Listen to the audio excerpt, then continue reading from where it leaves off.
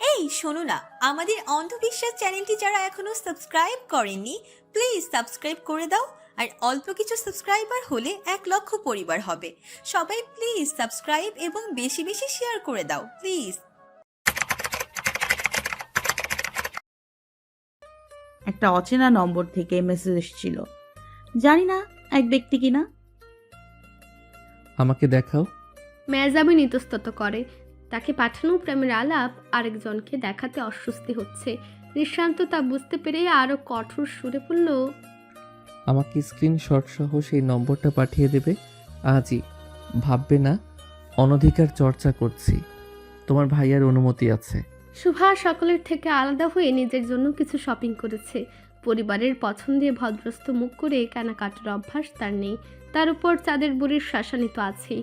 সে দুই হাতে দুটো শপিং ব্যাগ ঝুলিয়ে আপন মনে এগিয়ে যাচ্ছিল রেস্টুরেন্টের দিকে। পথিমধ্য বড় ভাই আর মেহজাবিনের কঠিন অবয়ব তাকে থামিয়ে দিল। এগিয়ে এসে বলল, কি ব্যাপার, তোমরা এমন মুখ করে আছো কেন? ঝগড়া করেছো? তোর ভাই স্বাভাবিকভাবে 1 মিনিট কথা বলতে পারে কিনা জিজ্ঞেস কর। বলেই মেহজাবিন হন হন করে হেঁটে গেল। শুভা বড় ভাইয়ের দিকে চেয়ে কাষ্ঠ হেসে মেহজাবিনের পেছু নিল। বলল, আপু, তুমি কি জানো তুমি আমাদের চেয়ে কম সাহসী হয়েও একটা জায়গায় দুঃসাহসী? মেহজাবিন হাঁটতে হাঁটতে প্রশ্নোক্ত চোখে চাইল। শুভা বলল, আমরা কেউ ভাইয়ার মুখের উপর কথা বলার সাহস রাখি না, আর তুমি রীতিমতো ঝগড়া করো। তুমি কত লাকি। তোরাও করবি, ভুল কিছু বলেই প্রতিবাদ করবি। কিন্তু ভাইয়া তো ভুল কথা বলে না, যথেষ্ট ভেবেচিন্তা করে কথা বলে। তাহলে তোমাদের ঝগড়া হয় কেন? মেহজাবিন থতমত খেয়ে গেল। দুষ্যন্ত লম্বা লম্বা পা ফেলে ওদের ধরে ফেলেছে অনায়াসে। শুভার শেষ কথাটা শুনে সে কটাক্ষ করার সুযোগটা এবারও ছাড়ল না। আমি ভুল বলি না, কিন্তু কেউ সে কথার ভুল মানে বের করতেই পারে। নিঃশব্দ নির্বিকার পথচারীর মতো পাশ কাটিয়ে চলে গেল। মেহজাবিন তেলে বেগুনে জ্বলে উঠে বলল, কি বলে গেল দেখলি? এইরকম ষাঁড়ের মতো শিং উঁচিয়ে গুঁতো মারা কথা বললে কার রাগ উঠবে না বল? একজন মানুষ পুরো দুনিয়ার সামনে যা নয়, তোমার সামনে তাই। So you are very much special, right? পুরো দুনিয়ার সামনে এক, আর আমার সামনে শিংওয়ালা ষাঁড় কিংবা আগ্নেয়াস্ত্র। সো আমি আমি অবশ্যই ওনার শত্রু হিসেবে চিহ্নিত। খাওয়া দাওয়া শেষ করে বের হতে হতে রাত গড়ালো অনেকটা। জাওয়াতকে গুরুত্বপূর্ণ কাজের জন্য আগে বেরোতে হয়েছে। শাওনরা ফেরার পথে মেহজাবিনকে বাড়িতে পৌঁছে দেবে বলে আশ্বাস দিয়েছে। নিঃশান্ত নিজেও রয়ে গেছে। গ্রাউন্ড ফ্লোরের পার্কিং এরিয়ায় 2 গাড়িতে সকলে একে একে বসতে শুরু করেছে। মিষ্টি হিসেব করে দেখেছে একটা সিট কম পড়বে, তাই সে গাড়ি থেকে একটু দূরে দাঁড়িয়েছে যেন সকলে উঠে পড়তে পারে। নিঃশান্তের গাড়িটা ফাঁকাই থাকবে। অতিরিক্ত সদস্যকে তার গাড়িতেই উঠতে হবে। একে একে সকল সদস্যরা নিজেদের সিট বুঝে উঠে পড়েছিল। পরিকল্পনা সফল হতে আর কিছুক্ষণ। মেহজাবিন আপু হেঁটে আসছে, সে উঠে গেলেই প্ল্যান সাকসেসফুল। আর এই মাঝে হঠাৎ মেহজাবিন হাঁটা থামিয়ে দিল একটা কালো রেঞ্জ রোভারের সামনে। গাড়িটার দরজা খুলে গেল। কে যেন কথা বলছে মেহজাবিন আপুর সঙ্গে, পরিচিতই বোধ হয়। ধুর, দেরি করছে কেন? মিষ্টি ছটফটে ওঠে। মেহজাবিন অপ্রস্তুত হয়ে দাঁড়িয়ে গেছে। এমন স্থানে হঠাৎ মাহিরের সঙ্গে দেখা হবে সে ভাবেনি। লোকটাকে তার খুব যে ভালো লাগে এমন নয়, কেমন একটা চাপা অস্বস্তি ঘিরে ধরে। মাহির ওকে দেখেই ডাকলো, বলল, এখানে একটু কাজে এসেছিলাম। তুমি কি শপিং করে ফিরছো? চাইলে বাড়ি পৌঁছে দিতে পারি। মেহজাবিন কিছু বলতে মুখ খোলার আগেই একটি রুক্ষ হাত চেপে ধরল ওর কবজি। মাহিরকে উদ্দেশ্য করে বলল, নো থ্যাঙ্কস মিস্টার। ওকে সুস্থ ও সুন্দরভাবে ওর গন্তব্যে পৌঁছে দেওয়ার দায়িত্বটা আমাকেই পালন করতে দিন। Enjoy your time. এরপর মেহজাবিনকে হাত ধরে এনে নিজের গাড়ির দরজা খুলে ভেতরে বসিয়ে দিল। মেহজাবিন ক্ষুব্ধ হয়ে বলল, কি করলেন এটা? এমন করে কেউ টেনে আনে? উনি আমাদের ম্যানারলেস ভাবলো নিশ্চয়ই। আর পরিবার সঙ্গে থাকতেও সে তোমাকে আলাদা করে বাড়ি পৌঁছে দেওয়ার অফার করছে।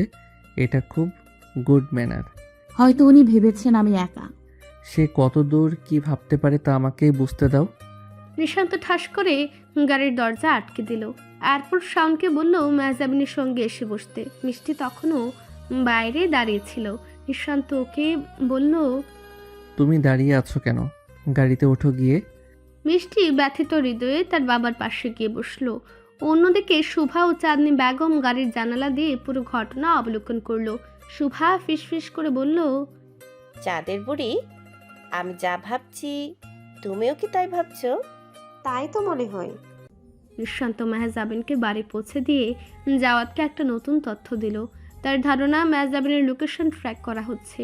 এই সংবাদ শোনার পর জাওয়াত তার করণীয় কি তা ঠিক করে ফেলল। সর্বপ্রথম বাবার কাছে গিয়ে বলল, নিহাকে বিয়ে দিয়েই আমি জার্মানি যাব। বিয়ে যৌবনে পদার্পণ করা প্রতিটি স্বাভাবিক মানুষের মনেই বিয়ে নামক শব্দটির একটি আলাদা প্রভাব রয়েছে। সামাজিক নিয়ম হোক কিংবা পারিবারিক বা জৈবিক কারণেই হোক, প্রতিটা মানুষের মনেই বিয়ের একটি আলাদা স্বপ্ন বা বাসনা চিত্রিত আছে। যৌবন হলো সেই মহামান্বিত সময় যখন একজন ব্যক্তিকে নিজের কেরিয়ার গুছাতে হয়, পাশাপাশি বিয়ে করে সংসার নামক নতুন একটি বন্ধনে জড়াতে হয়। যুগে যুগে এভাবেই সমাজে বৈধ ও শালীন সম্পর্কগুলো তৈরি হয়ে আসছে। মেহজাবিনও সেই গড়পরতা মানুষের কাতারে পড়ে। যৌবনে পদার্পণ করে তার অন্তর বিয়ে নিয়ে সূক্ষ্ম কিছু স্বপ্ন বুনতে শুরু করেছে। তার মনে একটি সুখ রাজ্য রয়েছে যার নাম প্রেমনগর। সেই শূন্য রাজ্য একজন প্রণয় কুমারের প্রতীক্ষায় যৌবনের প্রতিটি দিন অতিবাহিত করছে। কিন্তু তাই বলে আকস্মিক সেই রাজ্যে অচেনা দস্যু আক্রমণ ঘটিয়ে রাজার আসন দখল করবে তা সে ভাবেনি। বলা নেই কওয়া নেই, সেই বিংশ শতাব্দীর মতো হুট করে ঘুম থেকে উঠে শুনছে বাড়ির বাতাসে তার বিয়ের গুঞ্জন উঠেছে।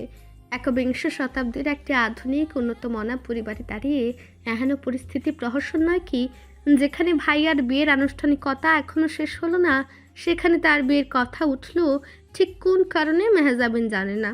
তবে কারণটা যে গুরুতর কিছু তা ওর বিবেকবোধ সম্পূর্ণ মস্তিষ্ক ঠিকই বুঝতে পারছে। একটা অন্ধ রাগও মনের প্রাচীরে প্যারেক ঠুকছে প্রতিনিয়ত। বাবা মা কেন তার সঙ্গে আলাপ করলো না? তার মতের কি কোনো মূল্যই নেই? কেন নিজেরাই দরজা বন্ধ করে আলাপ করছে? কেন ভাইয়া এতটা মরিয়া তোকে পাত্রস্থ করতে? শাওনকে গতকাল বাড়ি যেতে দেয়নি জাওয়াত। নিঃশান্ত যখন মেহজাবিনকে পৌঁছে দিতে আসে, তখন সে নিজের করণীয় স্থির করে শাওনকে থেকে যেতে বলে। তাতে কনের বাড়ির লোকেরা বিরক্ত হলেও মেহজাবিনের ঘনিষ্ঠ বন্ধু হিসেবে এই মুহূর্তে সামনের সাহচর্য প্রয়োজন। শাওন নিজেও জানে না কেন হঠাৎ একমাত্র ননদ ও বন্ধুর বিয়ের কথা উঠল। ওর কেরিয়ার নিয়ে স্বয়ং শাশুড়ি মা পর্যন্ত সিরিয়াস ছিলেন। মেয়েকে ব্যবসায় দাঁড় করানোর পরিকল্পনাও ধীরে ধীরে সাজাচ্ছিলেন। তাহলে কি এমন হলো যে মিসেস সুমা থমথমে মুখ করে আছেন, কোনো প্রতিবাদ করছেন না? ব্যাপারটা অতীব সন্দেহজনক। স্ত্রীর মনোভাব ধরতে পেরেও জাওয়াত গত রাতে কোনো কথা বলেনি। মসজিদ থেকে ফজরের নামাজ পড়ে এসে শামকে খাটে বসিয়ে নিজে মেঝেতে হাঁটু গেড়ে বসে স্ত্রীর দুই হাত ধরে বলেছে, আমাকে বিশ্বাস করো নিবেদিতা। নিজের চেয়েও বেশি শেখ সাহেব। কারণ আমি দায়িত্বজ্ঞান সম্পর্কে যথেষ্ট পারদর্শী নই, তবে দায়িত্বশীল, বিচক্ষণ এবং অকপট। কাজেই আমি আমাকে পুরোপুরি ভরসা করতে না পারলেও তোমাকে করি। তাহলে গতকাল থেকে দেখা পরিস্থিতি নিয়ে কোনো ভুল ধারণা মনে পুষে রেখো না। শুধু যেন আমি যা করছি ভালোর জন্যই করছি। যাওয়ার ইচ্ছে করেই শাওনকে কোনো ঘটনার আভাস দিল না। এখন তাদের দুজনের জীবনের সবচেয়ে মিষ্টি ও মধুর সময় চলছে। যাওয়ার চায় না এর মাঝে অন্য কোনো দুশ্চিন্তা তার নবপরিণীতাকে বিচলিত করুক। এমনিতেই আমি নামক অতীতের যাতনায় সে নিজেকে গুটিয়ে রাখে। নতুন চিন্তা নাই বা দিল। জার্মানি থেকে হানিমুন পর্ব সেরে এসেই ধীরে ধীরে সব খোলাসা করবে না হয়। সুখকে যতটা প্রলম্বিত করা যায় ততই স্বস্তি। কিন্তু মিহা, একমাত্র বোনকে সে কিভাবে মানাবে? একই প্রশ্ন শাওনের মাথায় এলো। যাবেন কি মানবে? You have nothing to do. মানতে হবে। আমরা ওর ভালো চাই, এটুকু সে নিশ্চয় মানে। তুমিও বলছো ওর কোনো পছন্দ নেই, তাহলে আমাদের পছন্দকেই গ্রহণ করতে হবে। তবুও আরেকবার কথা বলো, আপত্তিকর কারণগুলো আইডেন্টিফাই করো। আর পাত্র পর কি হবে সেটাই তো মুখ্য। শুধু বর্ণার বিল চাই আমাদের, যে আমার বোনকে শক্ত বর্মের ভিতরে সুরক্ষিত রাখতে পারবে, যে কোনো পরিস্থিতিতে ওকে আগলে রাখতে পারবে, একই সাথে দায়িত্ববান, ব্যক্তিবান এবং অবশ্যই শেখ বাড়ির যোগ্য জামাই। আমার কি মনে হয় মিহাকে আগলে রাখার মতো এমন বৈশিষ্ট্য সম্পন্ন পাত্র কে আছে চোখের সামনে? জাওয়াত ভ্রু নাচাতেই শাওন মুখ ফসকে বলে উঠল, বড় ভাইয়া। টুং করে ফোনের নোটিফিকেশন বাজতে নিঃসন্তের মস্তিষ্ক সচেতন হলো। কর্মক্ষেত্র থেকে ডাক এসেছে। হিসেব করে দেখলে সামনের রিসেপশনের দিনই তাকে বেরিয়ে পড়তে হবে। এসএসবি এলিট টিমের হয়ে এটি হবে তার প্রথম অপারেশন। এই অপারেশনেই টিমের সুনজরে আসতে হবে okay. First impression is the best impression. আর নিঃসন্ত তা কোনো মতেই হাতছাড়া করবে না। অবশ্য সে কোনো সুযোগকেই হাতছাড়া করতে নারাজ। এই সপ্তাহের প্রতিটি দিনেই তার জন্য গুরুত্বপূর্ণ। প্রতিটা ক্ষণ তাকে কাজে লাগাতে হবে। সকালে বাবার সঙ্গে একান্ত আলাপে নিঃসন্ত ভেঙে জানিয়েছে তার অপারেশনের কথা। এও বলেছে মেডিকেল রিপোর্ট অনুযায়ী সে এখন ফিট, শুধু ভারী কিছু বহন করা থেকে বিরত থাকতে হবে। তাই নিঃসন্ত আর ছুটি প্রলম্বিত করবে না। বাড়ির সবাই যেন ধরে নেয় নিঃসন্তের হাতে এই সপ্তাহটাই শুধু সময় আছে। আর কয়দিনের মাঝেই সে বিয়ে করবে। কোনো আংটি বদল নয়, সরাসরি বিয়ে। নতুবা পরবর্তীতে কখন সময় হবে সে বলতে পারছে না। নিজেকে পুরো দস্তর টাইট শিডিউলে বেঁধে ফেলেছে। অবসরপ্রাপ্ত ব্রিগেডিয়ার সাহেব ছেলের এহেন কথাই যেন আকাশ থেকে পড়লেন। এক সপ্তাহের মাঝে বিয়ে, হে কেমন প্রহসন! সবে বড় মেয়েটার বিয়ে হলো, বড় ছেলের বিয়ে আরও জৌলুসের সঙ্গে হবে। নিঃশান্ত সে কথায় আপত্তি তুলে সাফ সাফ জানিয়ে দিল, আমি কোনো ধুমধাম আয়োজন চাইছি না বাবা। ছোট করে শুধু পরিবার নিয়ে আকদ হবে, দ্যাটস ইট। দরকার হলে আপনারা বিষয়টি লিক করবেন না। পরবর্তীতে আমাদের সময় বুঝে আনুষ্ঠানিকতার মাধ্যমে সামাজিকতা রক্ষা করবেন। কনের পরিবারের প্রিপারেশন একটা ব্যাপার আছে তো, শিলার পরিবারের ওপর এইভাবে চাপিয়ে দিতে পারি না। শিলা নয়। নিঃশান্ত সঙ্গে সঙ্গে বিরোধ করলো। আমি তাকে অর্ধাঙ্গিনী করতে মন স্থির করতে পারিনি। তাহলে কাকে পেরেছো? মেহজাবিন শেখ। দৃঢ় গলায় জবাব দিল নিঃশান্ত। সঙ্গে এও যুক্ত করলো, বাড়িতে বিষয়টা জানানোর আগে আপনি একবার সুলতান আঙ্কেলের সঙ্গে দেখা করুন। আমার মনে হয় আপনাদের বন্ধুত্বে গ্যাপ এসেছে, সেটাকে দূর করা উচিত। ছেলের কথায় ভিন্ন ইঙ্গিত পেয়ে আশরাফুল আজাদ সেদিনই বন্ধুর সঙ্গে দেখা করতে গেলেন। অবসর গ্রহণের পর মায়ের ব্যবসায় জড়িয়ে ওনার ব্যস্ততা বেড়েছে। সুলতান শেখও ব্যস্ত মানুষ, তাই অনেক দিন হলো একে অপরের সুখ দুঃখের কথা ওনারা জানেন না। যখন জানলেন, আশরাফুল আজাদ স্থবির হয়ে গেলেন। সুলতান শেখ দুর্বল কণ্ঠে বললেন, এসব দুশ্চিন্তা আমাকে বিছানায় ফেলে দিয়েছে। আগের মতো জোর তো পাই না। ছেলে বউ আর আমাকে কোনো কিছুতেই জড়াতে দেয় না। এখন যাওয়া চাইছে মিহার বিয়েটা দিয়েই সে জার্মানি যাবে। এইসব নোংরা খেলার পরিবার জড়িয়ে যাবে বুঝলে মেয়েটাকে দেশেই রাখতাম না। অতিরিক্ত ভালোবাসায় কাজ ছাড়া করতে পারলাম না। জাওয়াদের বক্তব্য আমি অসুস্থ, তাই আমার পক্ষে পরিবারের সুরক্ষা নিয়ে দুশ্চিন্তা করা ঠিক না। দায়িত্ব সে দেবে না, বোনের বিয়ে দিয়েই ছাড়বে। এই মর্মে এমন জামাই আমি কোথাও পাবো যে আমারও আমার ছেলের অবর্তমানে মেয়েটাকে প্রোটেক্ট করবে। আমার মাথা কাজ করছে না। আশরাফুল আজাদের বলি রেখা যুক্ত কপালে দীর্ঘতর ভাঁজ সৃষ্টি হলো। কিছুক্ষণ মনু থেকে মনে মনে পুরো ঘটনাটি পর্যালোচনা করে নিঃসন্তের চালাকি ধরতে পেরে ওনার ঠোঁটের কোণে স্মিত হাসি উকি দিল। এক বৈমানিক পাত্রীতেই আটকে ছিলেন বলে আর কোনো বিবাহযোগ্য মেয়েকে ওনাদের চোখে পড়েনি। নয়তো বন্ধুর এ বিপদে স্বয়ং তিনিই পুত্রের জন্য মেহজাবিনকে চাইতেন। মেয়েটা তো কোনো দিকে অপছন্দের নয়, আর নিঃসন্ত সুযোগ্য। অবশ্য এক মেয়েকে এবারের বউ করে পাঠিয়ে আবার তাদেরই মেয়ে পুত্রবধূ হিসেবে চাইতে হয়তো জড়তা কাজ করত। পরিস্থিতি ও ছেলের মত শুনে এখন আর তা নেই। তিনি কপট রাগী বললেন, এত কিছু ঘটে গেল অথচ আমি জানলাম না। আমি কি তোকে সদ্বুদ্ধি দিতে পারতাম না? ঝড়টা কোন দিক দিয়ে আসবে বুঝতে পারিনি। দমকা হাওয়া দিয়ে প্রকৃতির নিশ্চুপ হয়ে যেতেই ভেবেছি বিপদ শেষ, তাই আর কাউকে জানাইনি। এখন ঝড় ফুলে ফেঁপে উঠেছে। নিশান্তকে পাত্রী হিসেবে কেমন লাগে তোর? বন্ধুর প্রশ্নের সহসায় চমকে উঠলেন সুলতান শেখ। কথার অর্থ বুঝতে পেরে শক্ত করে হাত চেপে ধরলেন।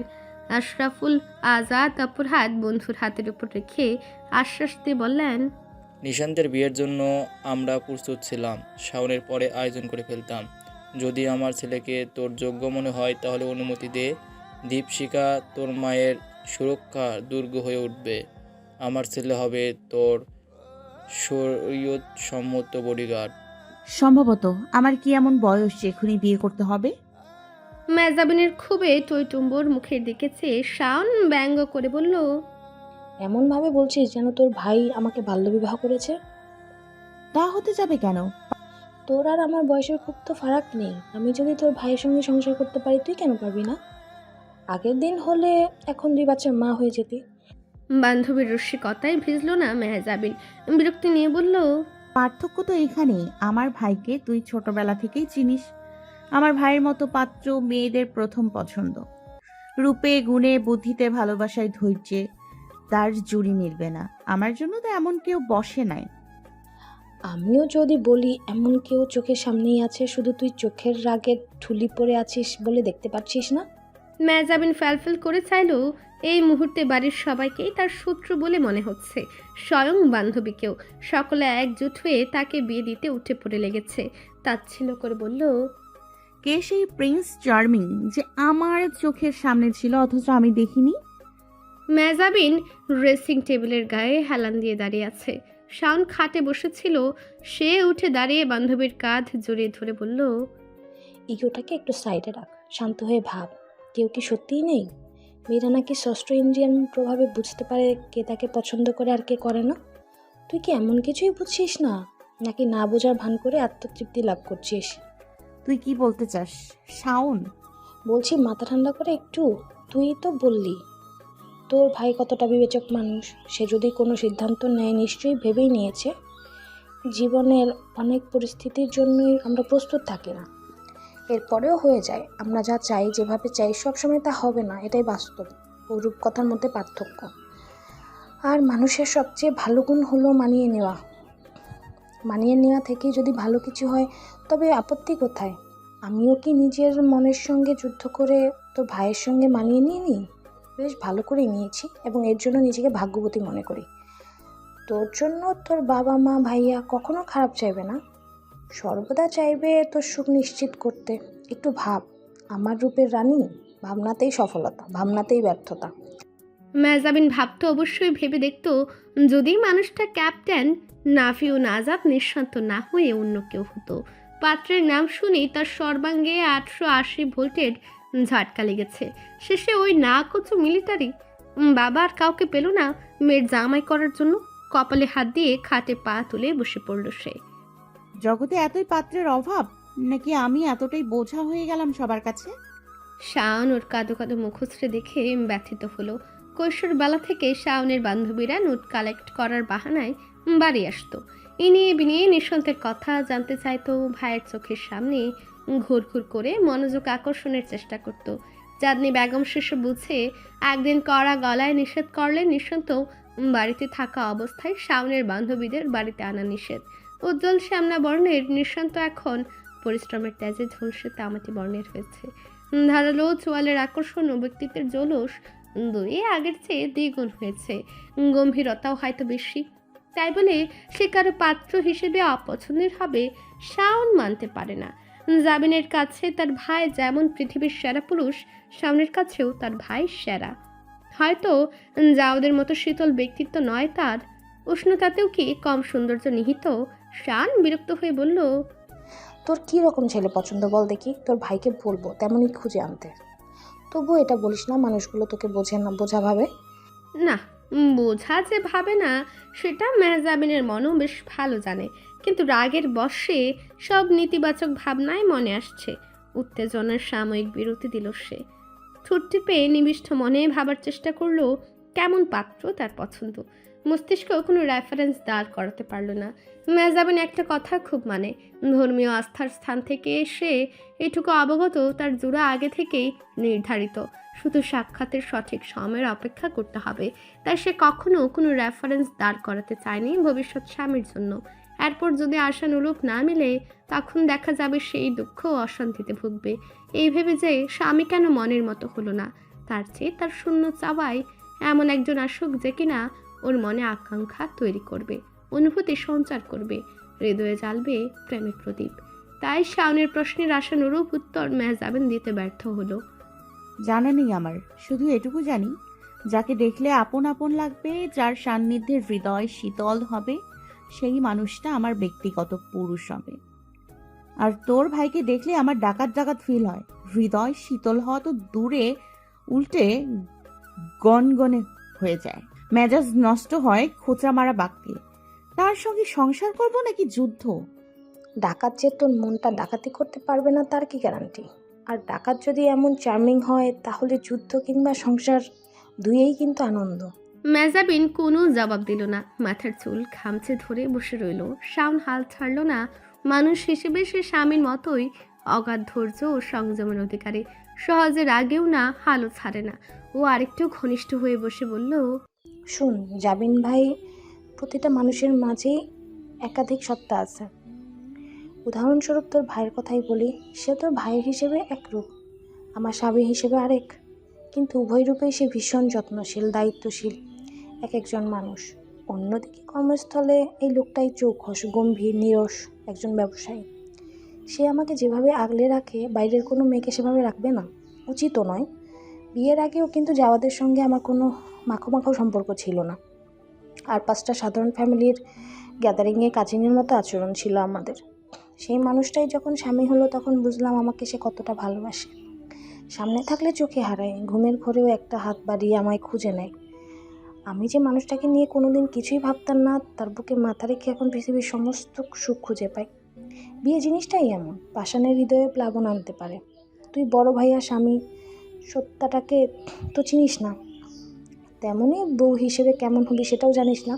পুরুষ কিন্তু কোনো না কোনো স্থানে দুর্বল হতে পারে। তুই ভাইয়ার দুর্বলতা হয়ে গেলি, আর সে হয়ে গেল বউ পাগল। আচ্ছা, ভাইয়াকে নিয়ে কখনো আলাদা করে ভাবিসনি? আগুন আর বারুদ কাছাকাছি থাকলে কিছু তো বিক্রিয়া হবার কথা। নিশান্তকে জাবিন ঠিক কেমন মানুষ ভাবে তা ব্যাখ্যা করা জটিল। সে অতীতের একটা চরেই তার সমস্ত ক্ষোভ মিলে মিশে একাকার। এরপর এই লোকটাকে সে সুনজরে দেখেনি, ইচ্ছেও করেনি। এতগুলো বছর লজ্জায় সংকোচে খুবই শুধু এড়িয়ে চলেছে। ভাইয়ের বিয়েতে বিভিন্ন ঘটনায় আবারও কাছাকাছি এসেছে, কিন্তু আজও প্রতিটি অনুপরমাণুতে সেই থাপ্পড়ের শব্দ বাজে।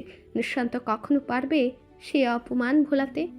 রাতের খাবারের সময় সুলতান শেখ নিজেই মেয়ের ঘরে এলেন ডাকতে। মেজাবিন তখন বিষণ্ণ বিবর্ণ মুখ নিয়ে শুয়েছিল বিছানায়। দরজায় ঠকঠক শব্দ হলে অভিমানী চোখ তুলে তাকালো।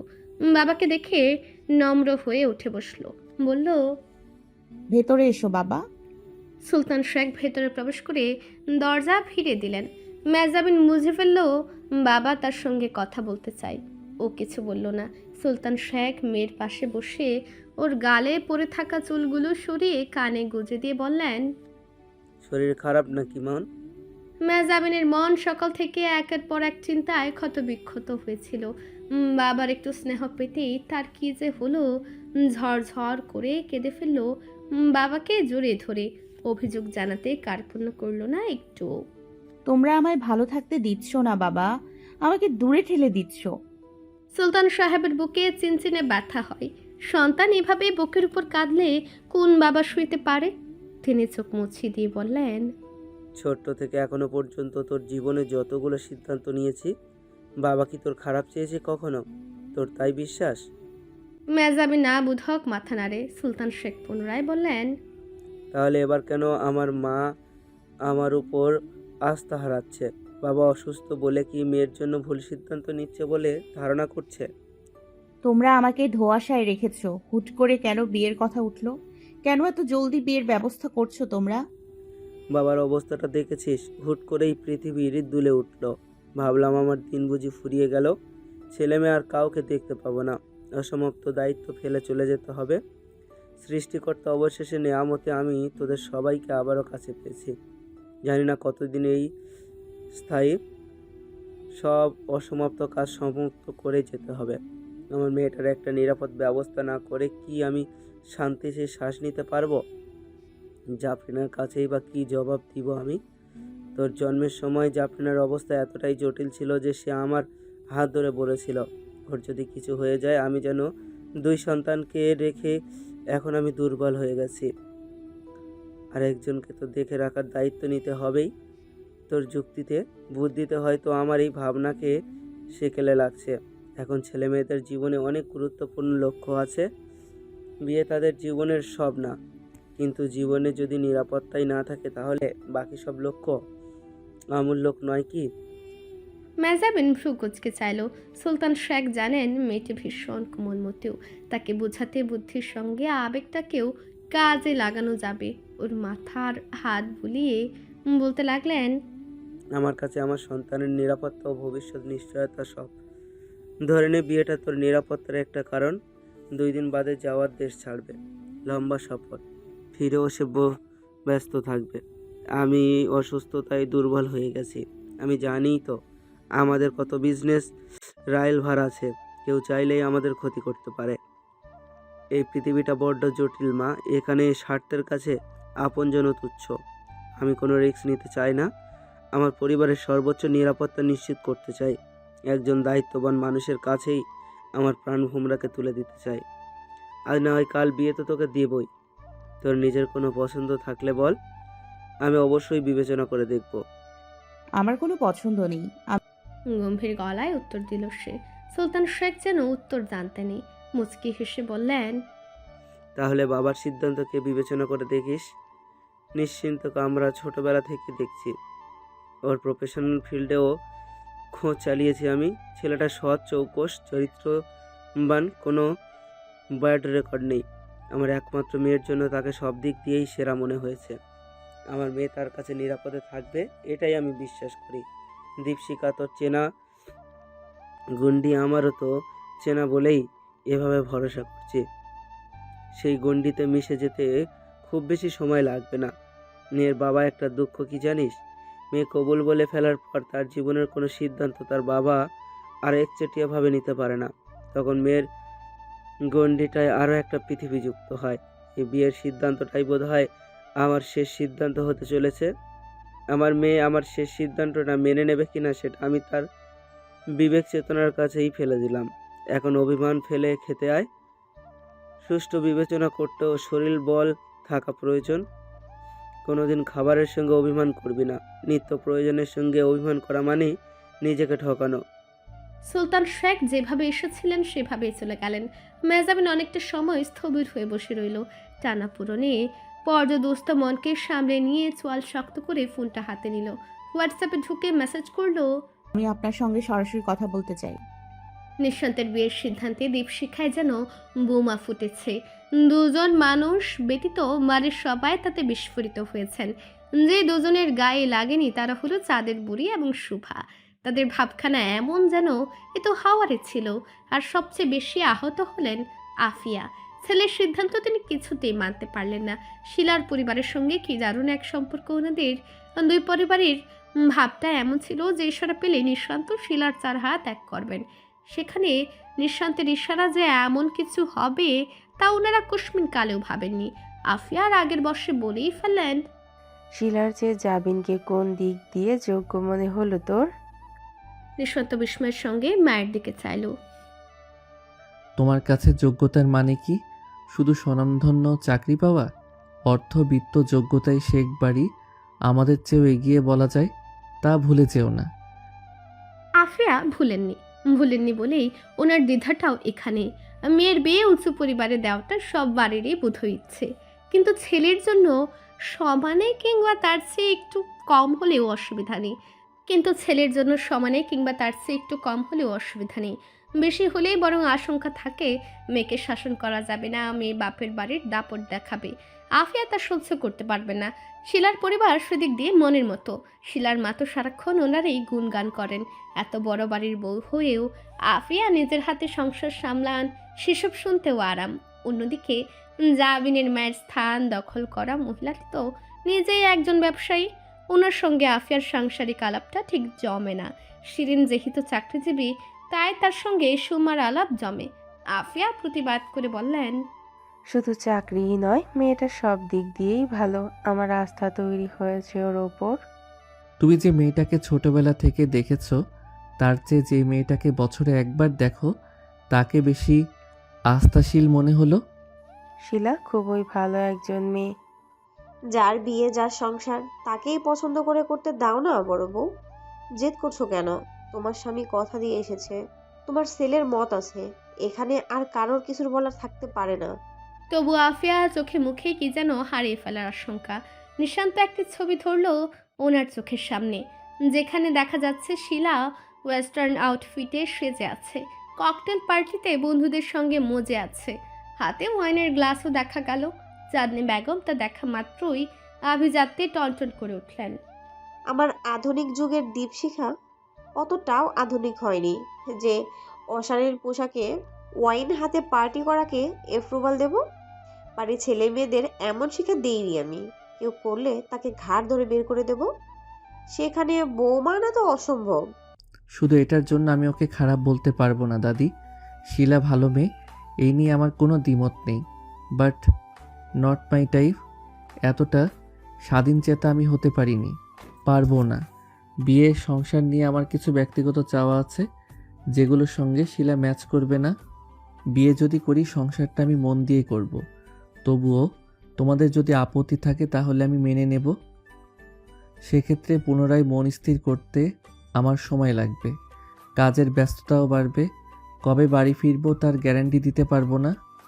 কথাটা সূক্ষ্ম ইঙ্গিত ধরতে পেরে আফিয়া স্তব্ধ হয়ে গেলেন। এ বিয়ে না মানলে নিঃশান্ত বাড়িতে আসবে না। নিজের সিদ্ধান্ত তার কাছে এতটাই গুরুত্বপূর্ণ। নিঃশান্তের বাবা ও দাদি দুজনের সমস্তটা জানেন। আফিয়া এতটাই অগুরুত্বপূর্ণ যে ওনাকে সিদ্ধান্ত চূড়ান্ত করার পর জানানো হলো, তিনি এটা মানতে পারলেন না। কোনো রূপ বাক্য ব্যয় না করে ঘরে চলে গেলেন। নিঃশান্ত হতাশ চোখে দাদির দিকে চাইল। মাকে এতটা অবুঝ সে ভাবেনি। চাঁদনি বেগম বললেন, তার ইচ্ছেকে গুরুত্ব না দেওয়াই এগোতে লেগেছে। সময় দিন, এমনিতেই ঠিক হয়ে যাবে। ঠিক তখনই নিঃশান্তের ফোনে মেসেজ এলো। ওপেন করতে দেখলো এক বাক্যে লেখা, আমি আপনার সঙ্গে সরাসরি কথা বলতে চাই। Roger that. As soon as possible please. পাল্টা রিপ্লাই আসতে দেরি হলো না। বিপরীত ব্যক্তিটির অস্থিরতা বোঝা গেল। নিঃশান্ত উত্তরটা দেবার আগে কিছু কাজ করে নিল। কত জায়গায় ফোন করলো, এরপর সূক্ষ্ম একটা হাসি ঠুটে এঁটে রিপ্লাই দিল, আগামীকাল সন্ধ্যায় দেখা হচ্ছে, প্রস্তুত হও। নিঃশান্ত মেহজাবিনের আকস্মিক বিয়েতে যে বাধা আসবে এ নিয়ে কোনো সন্দেহ ছিল না। পরিবারের মাঝে তর্ক বিবাদ হবে তাও নিশ্চিত ছিল। শেষে দেখা গেল সবাই মানলেও বিয়ের গুরুত্বপূর্ণ 3 নারী এর বিপক্ষে। নিঃশান্তের মা নিজের প্রতিক্রিয়া গোপন করেননি। কনে তো স্বয়ং অরাজি। তৃতীয়জন হলেন কনের মা, যিনি বিয়ের পক্ষে তো ননই, আবার পরিস্থিতি সম্পর্কে অবগত বলে সরাসরি কিছু বলতেও পারছেন না। সুমা বুদ্ধিমতী ও চৌকস একজন ব্যবসায়ী নারী। নিজের অসন্তোষ তিনি প্রকাশ করেছেন বুদ্ধিমত্তার সঙ্গে। বলেছেন মিহা যেহেতু অরাজি তাই এখনই বিয়ে নয়। তিনি জাওয়াদের রিসেপশন পার্টিতে নিঃশান্ত মিহার বাগদান সম্পন্ন করতে চান। বিয়ের আয়োজন পরবর্তীতে হবে। নিঃশান্ত সে প্রস্তাব শুরুতেই নাকচ করেছে। সে সরাসরি বিয়ে করে বউকে নিজের বাড়িতে তুলবে। এটি তার চূড়ান্ত সিদ্ধান্ত। তার সিদ্ধান্তকে যথার্থ বলে সম্মান জানিয়েছে 2 বাড়ির পুরুষ সদস্যরা। সুমা তাতে নাখুশ হলেও প্রতিবাদ করতে পারেনি। তবে পুরোপুরি স্বামী ছেলের উপর সবটা ছেড়েও দেননি। বিপদের ভয়ে বাকি সব ভাবনার দ্বারে খিল দেওয়া যাবে না। সোসাইটি, রিলেটিভস সবার দিক থেকে আকস্মিক বিয়েটা প্রশ্নবিদ্ধ হতো। ছেলের বিয়ের আমেজেই মেয়ের বিয়ে হলে এ নিয়ে কানাঘোষা নিশ্চয়ই হবে। সে একবারের সম্মানে কোনোরূপ দাগ নেই। মেয়ের বিয়ে দিয়েও কোনো কন্ট্রোভার্সির জন্ম হতে দেবেন না। সুগার কিউবটা ধোয়া ওঠা চায়ের কাপে ছেড়ে দিয়ে চামচ নাড়তে নাড়তে বললেন, তোমার সিদ্ধান্ত আমি মেনে নিলাম, তবে আমারও একটা শর্ত তোমাকে মানতে হবে। নিঃশান্ত শির দ্বারা টানটান করে বসে আছে সুমার মুখোমুখি। সকালের শরীর চর্চা ফেলে হবু শাশুড়ির ডাকে তাকে ছুটে আসতে হয়েছে। তাদের অবস্থান এখন শেখবাড়ির বাগানের পার্শ্ববর্তী ঘেঁষু মাঠে। সামনে জলের ফোয়ারা থেকে অবিরত ঝর্ণাধারা নামছে। কলকল শব্দ কানে আরাম দেয়। শরীর জোড়ায় স্নিগ্ধ বাতাসে। তবু খোলা আকাশের নিচে চায়ের আলাপটা যেন বড্ড গুমোটে। নিঃশান্তের গম্ভীর চেহারার মাঝে স্থাপিত তীক্ষ্ণ চোখ জোড়া বেশ বুঝতে পারছে সুমান মনে ভিন্ন কিছু চলছে। অবিচল কণ্ঠে জানতে চাইল, কিসের শর্ত আন্টি? জাওয়াদ মৌন হয়ে দুজনের কথা শুনে চলেছে। সুমা চায়ের কাপটা নিঃশান্তের দিকে এগিয়ে দিয়ে বললেন, বিয়ে যেহেতু হবেই, তাই আমি চাইছি না আপাতত তোমাদের বিয়ের খবর কোথাও ডিসক্লোজ হোক। রিসিপশন পার্টিতে বাগদানের ঘোষণা দেওয়া হবে। সকলে তাই জানবে। বিয়ের খবর দুই পরিবারের ভেতরে সীমাবদ্ধ রাখতে হবে। সেটা কতদিন? যতদিন আমার সকল সংশয় দূর না হচ্ছে, মিহা নিজেকে সামলে নিতে না পারছে, আর যতদিন না সমস্ত বিপদ কাটছে। জাওয়াদ অনুসন্ত মুখ চাওয়াচাই করলো। দুজনের মাঝে কিসের ইশারা বিনিময় হলো সুমা ধরতে পারলেন না। সকালে চা খাওয়ার অভ্যাস নেই নিঃশান্তের। কসরতের পর ক্লান্ত শরীরের এনার্জি বুস্ট করতে প্রোটিন ড্রিঙ্ক বানায় নিজের হাতে। সে নম্র ভঙ্গিতে চায়ের কাপ ফিরিয়ে দিল, পাল্টা জবাবে বলল, সেক্ষেত্রে আমার প্রস্তাব থাকবে বিয়েটা আজই হয়ে যাক। মিসেস সুমা বিস্মিত হলেন। আজই কেন? কারণ আগামীকাল থেকে অনুষ্ঠান শুরু, 2 বাড়ি ভর্তি মানুষ থাকবে। এর মাঝে গোপনে আরেকটা বিয়ে সম্ভব হবে না। কারো না কারো মাধ্যমে খবর ছড়িয়ে যাবে। রিসেপশনের পরেও সম্ভব নয়। আমি ব্যস্ত হয়ে যাব, জাওয়াদও চলে যাবে। আশা করি বুঝতে পারছেন। মিসেস সুমা তীক্ষ্ণ দৃষ্টিতে নিঃশান্তের দুর্বুদ্ধ চোখে চাইলেন। ছেলেটির মাঝে একটি শীতল উদ্যতা আছে। নিজের সিদ্ধান্ত শুধু জানাই না, বাস্তবায়নও করে নেয়। মিসেস সুমা স্থির চোখে শীতল কণ্ঠে বললেন, তোমার মায়ের মতো নেই শুনলাম। চিন্তা করবেন না আন্টি, আমার মা এবং আপনার মেয়ে দুজনেই সরল মনের মানুষ। একই সঙ্গে ভীষণ জেদি। একটু সময় প্রয়োজন। আশা করি দুজনকেই সামলে নিতে পারবো। আত্মবিশ্বাসের স্মিত হাসির সঙ্গে কথাগুলো বলে নিশান্ত উঠে দাঁড়ালো। হবু শাশুড়িকে সালাম দিয়ে এসে বেরিয়ে গেল। জাওয়াদ ওর পেছনে এসে কাঁধে হাত রেখে বলল, নিশান্ত, আর ইউ শিওর? জাওয়াদের চোখে ভ্রান্তির ছায়াপাত দেখা গেল। নিশান্ত থমথমে কণ্ঠে জবাব দিল, তোর কি আমায় নিয়ে সংশয় আছে? সেটা নয়, আমি জানি এই মুহূর্তে তোর চেয়ে যোগ্য মিহার জন্য কেউ নেই, কিন্তু সবটা এত দ্রুত হয়ে যাচ্ছে যে আমি একটু বিচলিত বোধ করছি। বিয়ের প্ল্যানটা গতকাল রাতেই করে ফেলেছি। হাতে সময় কম, আজ থেকে এক্সিকিউট করতেই হতো। তোর মা আমার কাজ কমিয়ে দিল। একদিনের মাঝে আমার বোন আর তোমার মেনে নেবে? এই দুজনকে কিভাবে সামলাবো? নিশান্ত গাড়ির দরজা খুলে কালো রোদ চশমাটি চোখে এঁটে নিল। পিছু ফিরে এক পলক দোতলায় বিস্তৃত বারান্দায় চোখ বুলিয়ে জবাব দিল, 2 ঘাটতেরাকে সামলানোর জন্য পুরো জীবন পড়ে আছে। মেহজাবিন যতক্ষণে নিঃশান্তের আগমনের সংবাদ পেয়েছে, ততক্ষণে নিঃশান্তের গাড়িটা ড্রাইভওয়ে পেরিয়ে সড়কে উঠে গেছে। সে ক্ষুব্ধ হয়ে মেসেজ করলো, আপনি আমার সঙ্গে দেখা করলেন না কেন? নিঃশান্ত লিখল, সম্পূর্ণ রাত পড়ে আছে, শুনবো কত কথা বলতে চাও, তখন তুমি পালিয়ে বেরিয়েও না। মেসেজ দেখে যাবেন তাজ্জব বনে গেল। পুরো রাত মানে? কথাটার অর্থ সে বুঝলো নাস্তার টেবিলে বসে। বাবা ভাই তাকে মাঝে বসিয়ে ছোটবেলার সব খুনসুটি আবেগ ঘন মুহূর্ত স্মরণ করিয়ে জাবিনের মনটাকে আবেগে টইটুম্বর করে তারপর জানালো আজই তার বিয়ে হবে। জাবিন বজ্র হাতের মতো মিসেস সুমার দিকে চাইলো। গতকাল রাতে মিসেস সুমা বলেছেন তিনি এখনই বিয়ের সম্বন্ধ ভাঙতে না পারলেও চেষ্টা করবেন যেন পিছিয়ে দেওয়া হয়। আর আজই সবটা কেমন বদলে গেল। সুমা অত্যন্ত শান্ত ভঙ্গিতে টোস্ট করা ব্রেডে বাটার মাখাচ্ছিলেন। বাটারের উপর অল্প করে টুটি ফ্রুটি ছড়িয়ে দিয়ে মেয়ের দিকে এগিয়ে দিয়ে বললেন, শান্ত হও, ভরসা রাখো, তোমার কাছে আর কোনো উপায় নেই। আফিয়া শান্ত হতে পারছেন না। বড় ছেলের আকস্মিক বিয়ের সংবাদ হজম করার আগেই যখন জানলেন আজই বিয়ে সম্পূর্ণ হবে, তখন বাকরুদ্ধ হয়ে গেলেন। ছেলের যেহেতু সব সিদ্ধান্ত একাই নিচ্ছে, তার মতামতের কোনো দামই নেই। তাহলে তিনি কেন শুনবেন ওদের কথা? নিজ ঘরে ঢুকে দরজা দিয়েছেন আফিয়া। সকালে রান্নাঘরেও ঢুকেননি। বাবুর্চিদের দায়িত্ব বুঝিয়ে দেওয়া হয়েছিল আগেই, তারাই রান্নার দিকটা দেখছে। বাকি সব দেখতে দেখতে হাঁপিয়ে উঠেছেন শিরিন, যার সংসার সে না থাকলে চলে। চাঁদনি বেগম বড় বউয়ের এই অবহেলা মানতে পারলেন না। ছেলের উপর রাগ করে তিনি মেয়ের বিয়ের কাজকর্ম পণ্ডু করবেন কেন? রেগে গিয়ে চেঁচালেন, বাড়ির মেয়ের বিয়ে, অথচ বড় বউ ঘরের দরজা আটকে বসে আছে। লোকের সামনে কি আমাদের মান সম্মান রাখবে না? শাওনের মামারা বাড়িতে আছে, তাদের দেখাবে জায়ের মেয়ের বিয়েতে তিনি হাত গুটিয়ে ঘরে দৌড় দিয়ে আছেন। অতই যদি অনীহা, তাহলে আর বাড়িতে থাকা কেন? বিয়ের কটা দিন না হয় বাপের বাড়ি গিয়ে ঘুরে আসো। কথাগুলো সূচের মতো বিঁধল গায়ে। ওয়াফিয়া দরজা খুলে সরাসরি নিচে নেমে গেলেন। শিরিনের হাতের কাজগুলো কেড়ে নিয়ে বললেন, কোনো কাজ করতে হবে না তোদের, দাসীদেরও ছুটি আছে। আমি দাসীদেরও অধম, তাই মরার আগেও কাজ করে যাব। শিরিন অসহায় বোধ করেন। নিশান্ত বাড়ি ফেরার পথে পারিবারিক ডাক্তারকে সঙ্গে নিয়ে এসেছে।